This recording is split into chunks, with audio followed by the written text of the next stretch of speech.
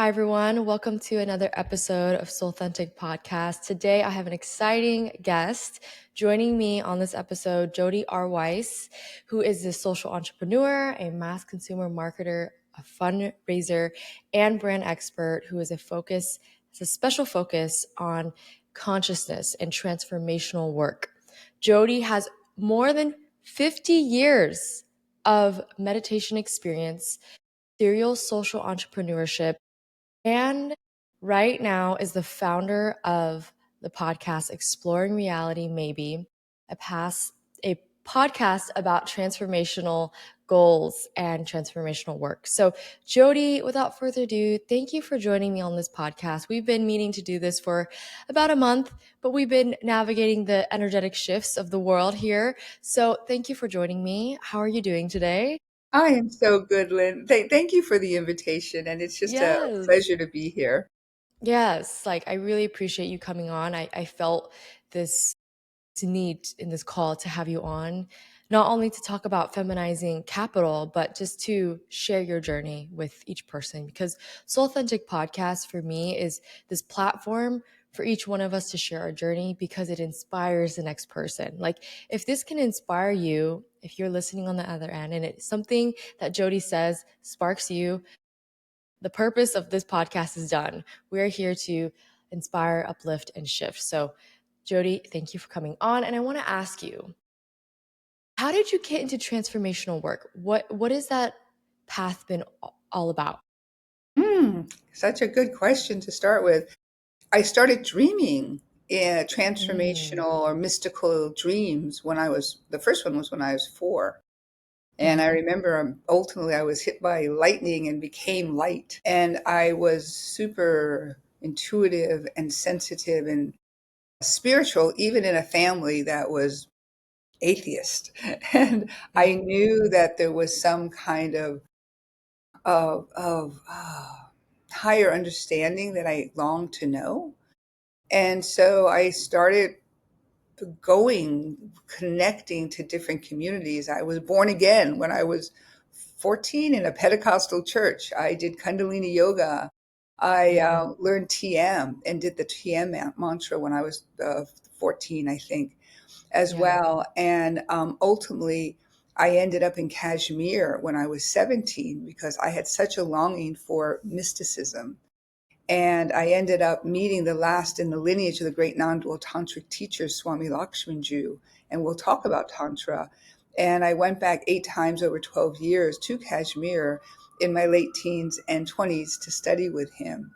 And so Kashmir Shaivism is qualia. It's the arising of experience. It's sensual and sensory. And so some people think of Tantra as just a sexual Tantra, but Tantra is Right. every moment. It's the arising of the senses: taste, touch, smell, sight, and sound. How delicious is that? And so when we Mm, don't live in the past and the future and we're just in a quality of arising, the spark of creation every second. That's what I teach, and that's what I studied in Kashmir. wow. Incredible. Incredible. And I love you bringing this really mystical side, this deep mystic to all of the projects that you do. I mean, that's just who you are, and it filters through all the things you create, I'm sure, and the lens you look at your life. So I'd love to talk deeper about this path of Tantra and how has formed and informed the businesses you've created, the partnerships and relationships you've created over the years. Because you're a serial social entrepreneur.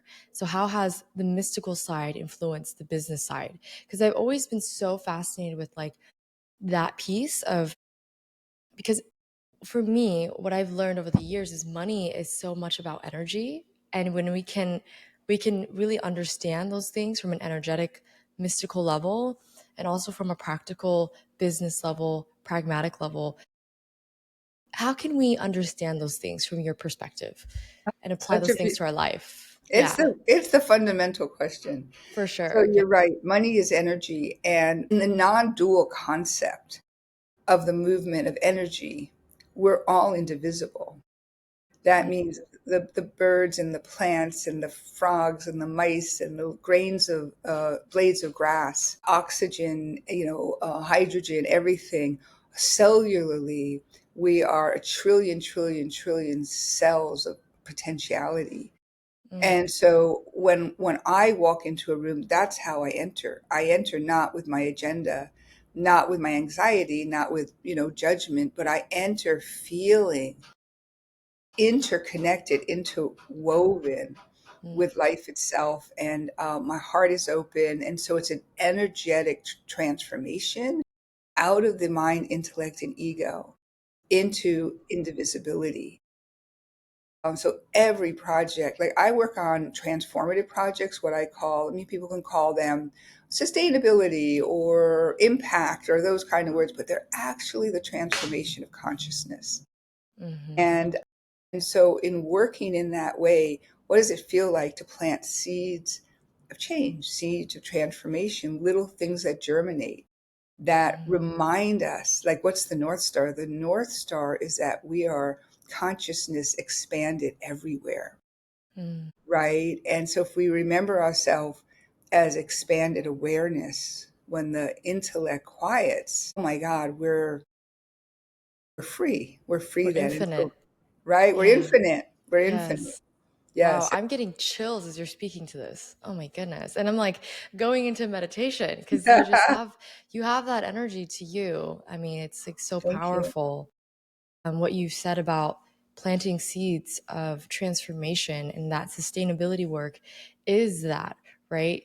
It's just you're reframing it to be we're transforming consciousness. I think that that's a beautiful way to say many things because my work of Chinese medicine and working with people with their health and their wellness, it's also transforming consciousness. It's transmuting energy. It's shifting the way people think about their body and the paradigm in which they understand their body through ancient wisdom, through Chinese medicine. It is very much like planting seeds. Like you have this beautiful garden and you're just planting all the things you want to grow and you're nurturing those seeds and your daily practice is nurturing those seeds, right? And so I love that you're talking about this. And can you dive a little bit more into how we can apply those principles into our business? Like if we are entrepreneurs, if we're beginning the path of entrepreneurship, what would that look like? Well, I think it's a really important question because I describe our minds as wild stallions, which means that an untrained mind, a mind where there's no mastery, is Hmm. a mind that can spin negatively, iterate on one subject over and over and over again. It could be judgmental without having a fuller picture, more input, Hmm. and then all of a sudden it comes to a conclusion. So the mind is a wily little mechanism. Yes. And the mind is designed to serve us, not to control us, the intellect. And so, what I love about even loving kindness as a meditation, or the meditation that I teach that I'll share with our listeners here, Hmm. all of the practices of meditation, what it does is it pulls the reins in, especially of the negative spinning mind. And it brings Yes. it to one kind of a focus, which in yoga is called ekagrata. And Hmm. that focus quiets the neurons that are going everywhere into like a clarity, and quiets the intellect down so that our own higher intuition, our own higher seeing, our own stepping back and being an observer of reality as opposed to being lost in the drama Mm. comes into place. And that's really precious because we're not just our mind, intellect, and ego. We are way higher seeing if we can just be quiet. And so there's a beautiful meditation that I inspire everyone to do throughout their day, especially at work. I sit with it 30 to 45 minutes in the morning. I Hmm. practice it during the day, and it's actually the most, or one of the most potent practices of the lineage of Kashmir Shaivism, which, by the Hmm. way, is its own tradition. It's not Patanjali's Yoga Sutras. It's not Buddhism. It's not Hinduism. It's a 5,000-year-old yogic tradition. That's an oral tradition. And about 600 AD, Abhinavagupta, a great yogi master, started writing down these books that many listeners might know already: the Shiva Sutras, the Tantra Loka, the Shiva Stratovali, the Vijnana Bhairava, which are practices to play with perception, identity, and the ego. So let me share just one simple practice Yes. that I want to inspire everyone to try. And it's super potent because it'll bring that mind, intellect, and ego into a quiet point. Your nervous system will calm down, your breath, and you will pause.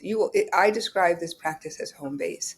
So just, if everyone can just close their eyes for a second. This is going to be a minute practice. And just take a breath and come right inside and just breathe out and just relax yourself. You're not focused on your past or future. You're just here in that super familiar, delicious terrain of yours that you've known, very familiar since you were 2 and 5 and 10 and 25. It's your home inside. And with your awareness, I just want you to follow your breath up and down. Don't control your breath. Don't worry about how it moves. Just watch it, observing it as it moves up and then following it as it moves down. It's a very simple movement of awareness, following it as it moves up and watching it as it moves down. Already your thoughts are calming down, and so is your breath. Now, when you get to the bottom of this breath, at that point where you're about to breathe in, I just want you to observe the pause there. Don't actually pause, but just observe when the breath ends its exhalation before it inhales. So you're going to follow the breath up and down and then pause. You're creating a sterling silver thread of awareness, just following your breath up and then down. You do nothing at the bottom but observe the pause. What else is there to do or be in this sweet, precious moment of awareness? There's nothing lacking here. It's safe. It's peaceful. This is what I call home base. And I want to inspire you practicing this throughout your day, when you're standing in line, when you're sitting at your desk, even for a minute. It will calm your intellect and your nervous system down. So when you feel ready, just let go of your awareness of the breath. Take a slightly deeper breath in and begin to move your toes and fingers. And when you feel comfortable, you can open your eyes and come back into our conversation. Jody, I could be there all day. That was really, really special and so grounding. And, it's interesting. I'm so visual when I'm in meditation and when I'm, just in my day to day, like I'm daydreaming and I'm a dreamer as well. And I see this almost like a circle of yin and yang, and seeing that like ever connected energy and source of internal regulation that we always have.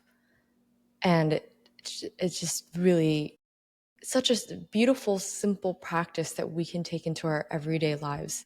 So wonderful. Thank you so much for sharing that. It's Yeah, yeah. especially valuable when someone presses your buttons or you feel, I wasn't included in that conversation, or you're insecure about who you are.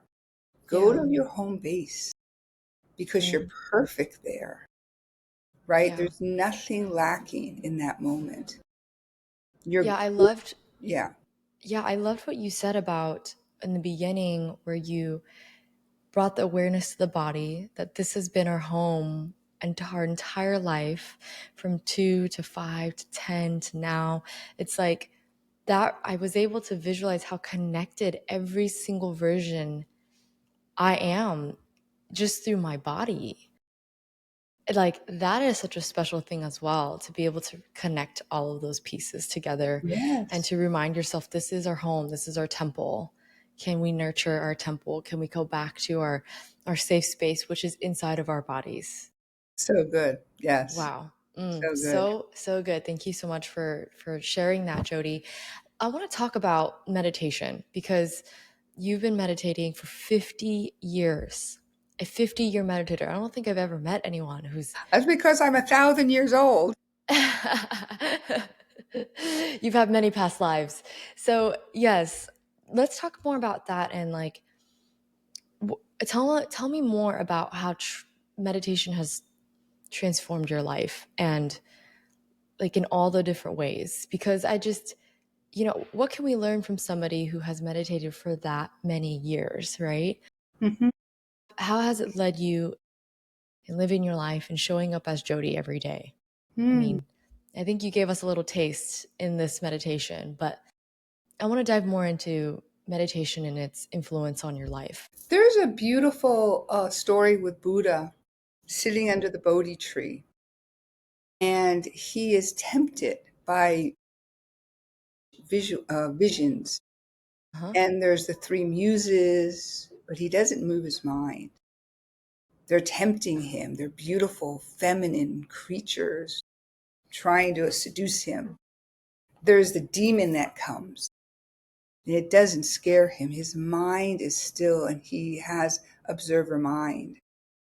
And so, over the years of practicing, and especially through the practice that I do with Kashmir Shaivism, my journey, my practice is to live in the space in between. And so that's the space in between two thoughts. It's the space in between two breaths. It's that pause, it's that awareness. It's in hatha yoga at the moment of pause.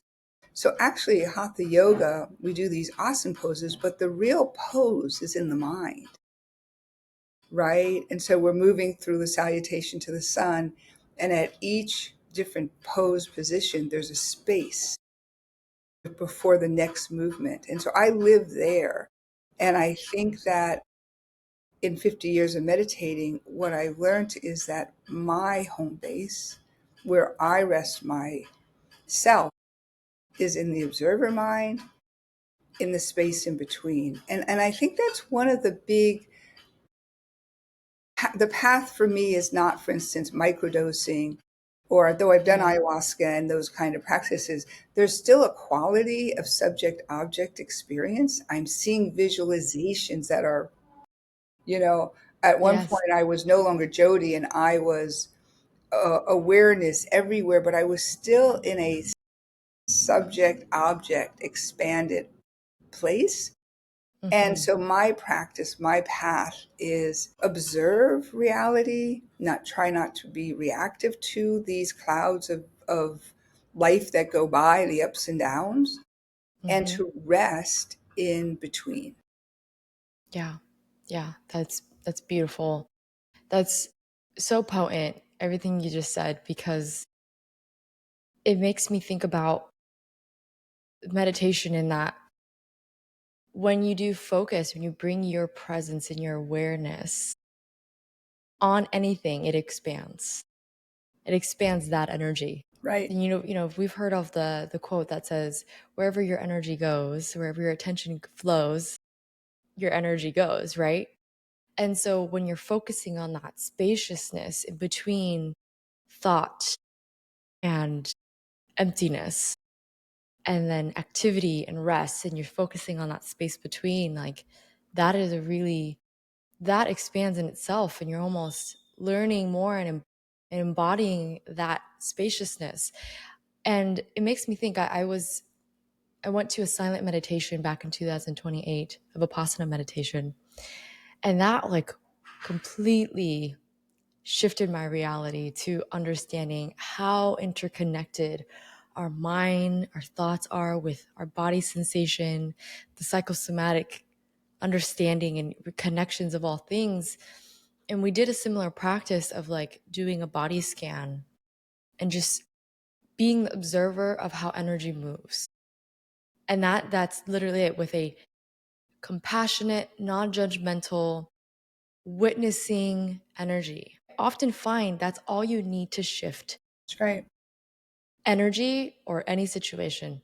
If we bring that into medicine and we bring that into holistic work in the world of somatic experiencing or any somatic practice, it's really about slowing down like 100 times than we usually do and bringing our awareness to whatever is shifting or happening in the body, any sensation, a sensation of heat or some cold, or like maybe there's butterflies or bubbles in the body, but bringing our awareness to that, because our body has this deep intelligence that I feel like we're on the edge of understanding, barely on the edge, but bringing our awareness to that is enough sometimes.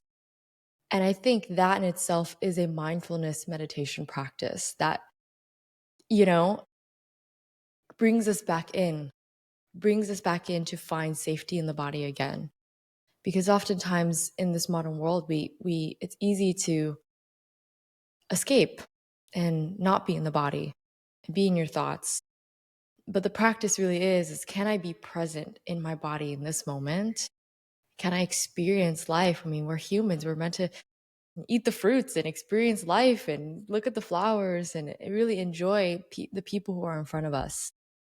And so I really love what I'm hearing from you is that meditation has enriched the experience of your life by like 100-fold and allowed you to be so present, not in the in the drama and the waves of life, but just to be in the water and like, I'm here, you know? So beautiful. Thank you. Yeah. Thank you. What I want to say, I want to speak to young women who might be Mm, listening. yes. You young women who are 10 years old, 11 years old, 15 years old, 19, 20, 24 years old, that the messaging that you might be getting, that you're not good enough, or you don't know what you want to be, or you need to be liked or loved by this person or that person, would really want to inspire you to actually live in meditation. There's no one like you. There's no other snowflake that looks like you. You're divine. You're a precious being. And the kind of messaging, the negative messaging, self-loathing, bullying, all of those things that degrade a human, I want you to ignore. I want you to live in your goddess feminine power and learn meditation. Come to Lynn, come to me, learn a meditation practice with TM, with anybody, so that you stop that negative spinning mind and you Yeah. stand in your God, like a warrior goddess, like you stand in the power and the beauty that you are. And it's super important. And it lets you walk into a room differently. So you don't Yeah. need approval or opinion from anyone. You're just whole. You're perfect. You're enough, just the way you are. And Jody, thank you so much for saying that, because I think for you're speaking to so many. You're speaking to young Lynn. You're speaking to so many, I think, who need to hear that message. And if we were empowered with these tools early on, like early in education, right? Early on in our lives, we were taught this as young children. Oh my gosh, can you imagine how different the world would be? It'd just be such a huge shift. So thank you so much for sharing that. I want to ask you and shift the conversation a little bit into your world of entrepreneurship, Hmm. because you had talked about feminizing capital Hmm. with me. I want to ask you, what is that? Tell me more about that world of feminizing Right? capital. Yes. What does it mean to feminize capital? Yes. Enlighten us. So there's been, we've have lived in a model of capital flowing for shareholder benefit for Yeah. 50 years. And we can see it's a model that doesn't actually work well, because when capital is driven to drive more profits at the stake of the well-being of all species, it's not a healthy system of capital. And what the feminization of capital means is it means that it's the movement of that energy, the movement of that capital in a way so that living systems thrive. And so that when we take from nature its beautiful gifts, we then pause and we replenish that system so that it's once again whole and vibrant. That is a feminine quality. It's an exchange of energy. I take from you, and then I give to you the nutrients so that you replenish yourself. Your gifts nurture me, my gifts nurture you. It's a generous cycle. And Mhm. so the regenerative capital is about this. It's the deployment of capital in a way that frogs and rivers and trees and the air and the water are vibrant. And so I feel that investments that don't bring that lens into their impact, it's not actually an investment. It's extractive. Mhm. And so we're working a lot on this issue. And the other issue that we're working in terms of feminizing capital is when a financial system completely disregards a person because of their sex or race or nationality, it's a Yes. dysfunctional system. So right now, women don't see more than 2.6% of venture capital. Black and brown women don't see more than 1%. And so when you have a Mhm. financial system that's imbalanced like that, we are exploring really showcasing the great men who are already diversifying capital, showing Mhm. that they actually make more profit, more alpha, because they bring diverse points of view into a business opportunity, things that they never would have thought of themselves. And we're Yeah. also finding that actually men really want to do the right thing. There are amazing men out there deploying capital. They just Yes. maybe don't have all the access or the resources. And there's also a conscious or unconscious bias that can live there. And we're loving them up. And we Mhm. believe that we can move that under 3% of capital to 10% in 10 years just by the celebration of all of us getting together and figuring this out. We have a Yes. nonprofit called the Diversified Capital Coalition. You can go Mhm. on our website, it's a .org, where we're doing a feasibility study in partnership with Parsons eLab. And we're bringing Mhm. these guys into a room to really explore what the bottlenecks are Yeah. to get Yeah. this done. If money is energy, what does it look like to bring billions of more dollars to women and Black and brown women, especially Mhm. who are left out of the rooms? And so the feminization of capital is a model where all systems thrive and all systems win. Mhm. Yes, everything is like rooting for in my body. I'm like, yes, yes, yes, yes, yes. We need this, and that is such important work to diversify the capital, right? Simply just being able to have more mothers, more women, more representation on all levels to be able to sit at the table and That's right. say, hey, no, this is what we stand for. This is what the businesses we want. This is what these are the structures and infrastructure that we need, right? Like that needs to happen. And so I just really appreciate that you're doing this work. I want to ask you if someone here is interested in diving into social entrepreneurship, what would you say to them if they're beginning their journey or just starting that and wanting to really like build something? What are like some things that you wish you knew when you first started? Yeah, I mean, I would go volunteer. Let's say you want to do cosmetics, go volunteer for a company that's organic, that's working in that space, or get an internship there, or get Yeah. hired. Not necessarily jump in yourself and start another company, because God knows we don't necessarily need another company Yeah. out there. We need really smart people helping lift up what's been birthed. But Mm. if you have that drive to launch something new, the best place to start is maybe apprenticing with Mhm. an entrepreneur that's already launched and built something. Yeah. And then the other thing I could say, which has been which for me, I wish I had, is to get finance training. I taught myself. I've Mhm. raised capital for many projects now, but when I was young, I didn't have that training. When I was young, I became a sports agent in my early 20s at IMG. And so I was the sixth female executive at a big sports marketing company and, just Mhm. was thrown in the middle and like learned along the way.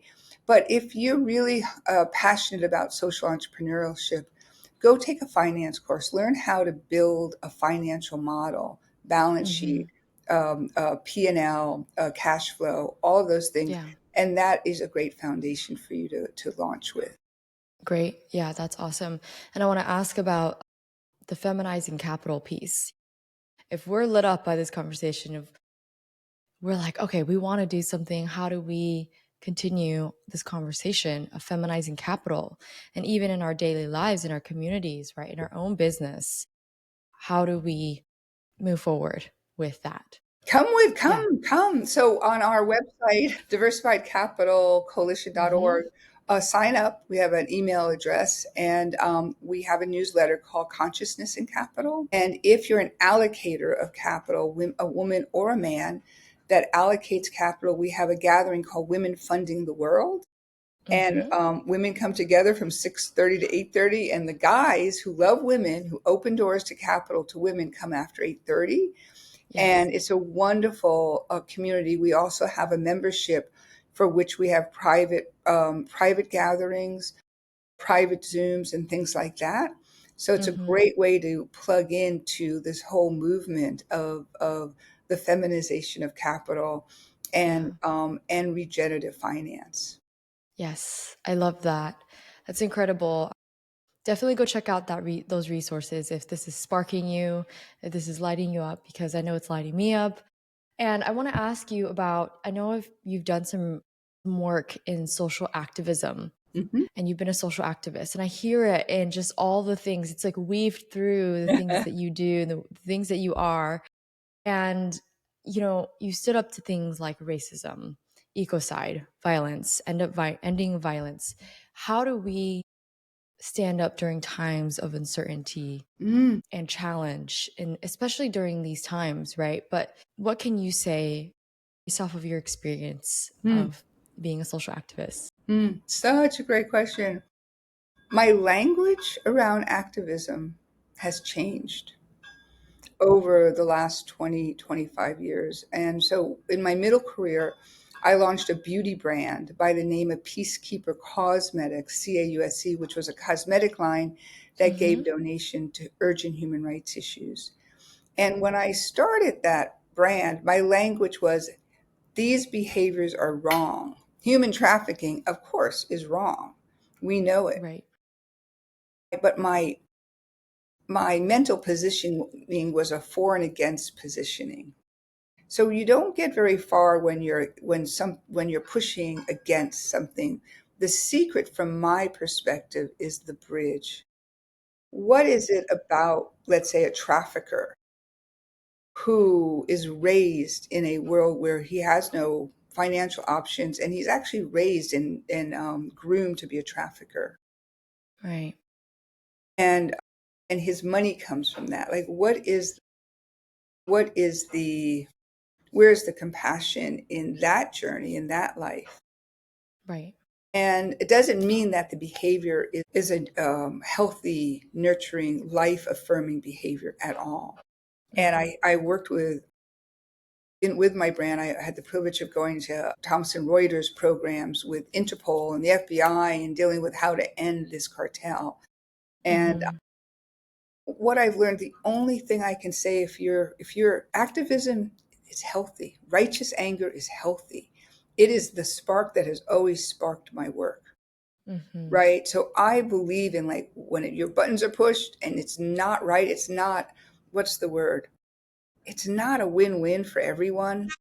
Where Yes. everyone's rising. I call it leveling the playing fields and all boats rise. If there's Mhm. a system that's dysfunctional, it triggers me to action. However, what I see with sometimes in the activist world is anger and divisiveness, subject object. So the only remedy I have found in my journey with it is compassion. And so with compassion, feel that, wow, this system hasn't learned the North Star, or this financial system withholds capital because there's redlining, Mhm. right? Mhm. Which prevents capital from moving into certain communities. And so Right. how do we as activists lovingly bring solutions where all benefit, which Mhm. benefits everyone, planting those seeds of change, planting those seeds of change, planting those seeds of change. So if I learned during my years with human trafficking, if I'm able to help just one woman, one man who's been trafficked, one person better their Mhm. life, that's Right. been worth my whole life. And so Yes. it's one person at a time. It's one compassionate act at a time. It's not Right. judging and being angry that they're doing that. Thich Mhm. Nhat Hanh always used to say, look deeper. And Mm. he said that when his Buddhist monks were being pulled out and killed by Mm. the Viet Cong, and he said to his peers, look deeper. Their lives are at risk if they don't do this. And Mhm. so, how do we look deeper at what we think is an atrocity Right. to find what is lacking in that system that's making them Mhm. act that way? And so, Yeah. I have found the balm of compassion to be my only solve, Mhm. my only remedy in that situation. I love that so much, and I was going to say that's the path of compassion. You're you're taking a, I almost want to say, a witnessing perspective of like what's this system is not only a living in itself. It's not a single system. It is a system within a bigger system. And so even if we look at that, with some of these really like, you know, tragic things that are happening, it's like, okay, but what is the bigger, deeper thing that we can understand here that's Mhm. eventually causing these things to happen? And I love that you're speaking onto that. And I almost want to reflect that that's how we also look at medicine in the body. It's like these things that happen in the body over time. It's like your system within a system within a system. So the food you're eating is connected to the environment, it's connected to the food systems, it's very much connected to the legislation. So all the things are connected. And so how do we then take it from a perspective of the non-resistance of it, but a compassionate understanding? Yeah. Yes. Yes. So I appreciate that so much, and you speaking onto that, because I think us being able to speak about it is so important now more than ever. And going forward, we're going to be presented with challenging uncertainty, times of like major resistance. So how can we then meet that resistance and navigate it in a way that can benefit all beings? So I appreciate you sharing about that. And I want to talk to you. A question popped in my mind of, how did you find purpose and passion Mhm. in all that you do in your life? Like if someone is listening to this and they're like, I don't really know, I Mhm. don't really know where I'm going. I don't know where my North Star is. What would you say? How do you find that North Star? So good. Such a good question. Yeah. There I was in Berlin at the Mhm. World Championships of Track and Field. I had many clients competing. I was the most powerful female in track and field on the Mhm. planet in the mid 80s or late 80s. And I had track and field runners and marathoners and high jumpers. And one of my clients jumped the high jump and broke the world record. And the stadium of 80,000 people just went nuts. And I didn't care. And I said to myself, my God, if I have to see people run fast in circles one more time, I think I will scream. And that's when I realized though I was excellent at my work, I wasn't aligned with my destiny. And Mm. so it took a few more years, and I was working on the 1996 Summer Olympics, doing corporate entertainment. And I walked into a grocery store, and there on the shelf was a bottle of Paul Newman salad dressing. Remember Paul Newman and his popcorn and salad dressing? And he, at the time, Mm-hmm. had given $17 million away to charity from the royalties. And my knees buckled in the aisle. And I went, and I thought, oh my God, this is a model for helping the least among us. And I realized that my destiny was human rights, was activism, was building that bridge between the land of plenty, women in the land of plenty with our buying power, and Mm-hmm. extraordinary women who just by chance of birth don't have the kind of access we have. And that's when I launched my beauty brand a few years later called Peacekeeper Cosmetics. And so there I was, a really effective sports agent. And it was way before the internet. So I faxed everyone that I was stepping down, and people from all over the world were, are you nuts? And so the courage that it takes to really find that, when you find that, oh my God, I have to do this, then you're Yes. aligned with destiny. And I want to inspire your listeners to not worry about money, to not worry about how you're viewed in the world, to not think about those things, to, as Jung says, to sit in the basement of your psyche with Mm. the sword of discernment and ferment. I never want to do this again. I don't like this. I'm bored with this. This is not my destiny. I love to do this. I can't wait to do this. I can't wait to work in so Mm. I can, do that.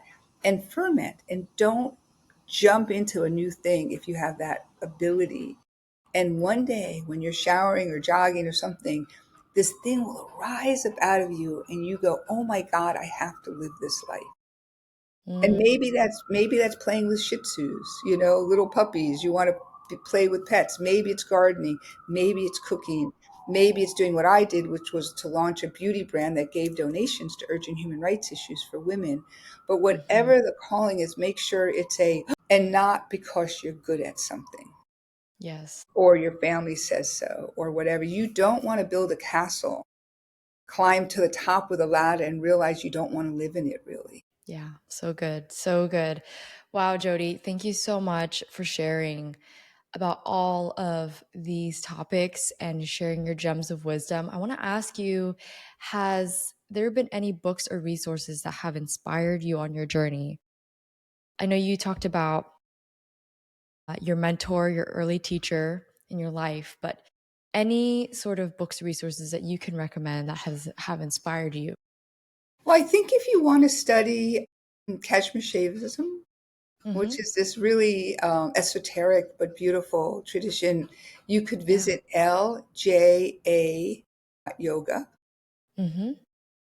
If you want to really create the future that you want and not go on hope, but really envision it, study with Dr. Joe Dispenza and his teaching. And if Mm-hmm. you want to play with a little non dual tantra in meditation and things like that, come study, do some meditations with me. I'm going to be teaching an Yes. online Sunday morning playing with reality meditation. Amazing. So you can play with your mind, intellect, and ego and learn these practices that really will help you play with reality so you're not concretized in subject object mind. Yeah. Yeah. Yeah. And where can people find you? Yeah. You could go on explore. Oh yeah, we didn't talk about the podcast. So Yes, let's. Dr. David Schwartz and I have a podcast. He's a neuroscientist and a really dear friend of mine, and it's called Exploring Reality Maybe. Yes. Org. So don't forget the maybe. And we're interviewing neuroscientists and quantum physicists and biologists and plant medicine scientists and medicine doctors like you, Lynn. We had a Yes. wonderful conversation with you and all sorts of experts on what reality might be, what the mind, intellect, and ego might be, and how to play with perception, identity, and ego. So you can go Mhm. on there and connect. And you can also go on jodyrweiss.com. We're having a retreat, a women's retreat, October 31st through November 3rd. And you're welcome to join us for 3 full days of more of this kind of exploration, Mm-hmm. especially regarding your bottlenecks and how Yeah. to live that life fully. Yes. And so those would be some great places to find me. Amazing. Well, we'll attach all of the links in the show notes. Jody, I ask everybody one question that comes, the same question to everyone that comes on the podcast. What does it mean to be your soulthentic self? I think this conversation reflects who I am. I live in the space between consciousness, business, quote unquote, and human rights activism. And so when I'm at that sectional area, I'm most myself because it's really Mm-hmm. all the same work, or it's the same Mm-hmm. expression. It's life Yes. calling for wholeness. Mm-hmm. It's life, it's a generous life where everyone wins. It's a non-dual life where we're indivisible, where I am you. I am Yes. every single other person in this Mm-hmm. on the and species. And so we have to protect each other. It's our job. And so Yes. I that's love that. And I love what you said in the beginning of the podcast of when we step into a room, we're stepping with like our infiniteness. And I love that so much. And I want to thank you so much, Jody, for coming onto the podcast. Any last words before we come to a close today? last words are, oh my God, love yourself. The minute Yes. that negative mind comes in, stop it, get firm with your mind. Don't let those Mm, negative things interrupt your beauty, your wonder, your everyness. mm. And I would love to be everyness with you. Wow, incredible. Thank you so much, Judy. And thank you for everyone who came on to listen to the podcast. Tune into Jody. If you are looking for a mentor, a teacher into this transformational work, dive into the Exploring Reality Maybe podcast and dive into all the links that Jody recommended because there's just so many gems of wisdom that you shared today. And again, I want to thank you and everyone else. We'll tune in with you on the next episode. Take care. Thank you.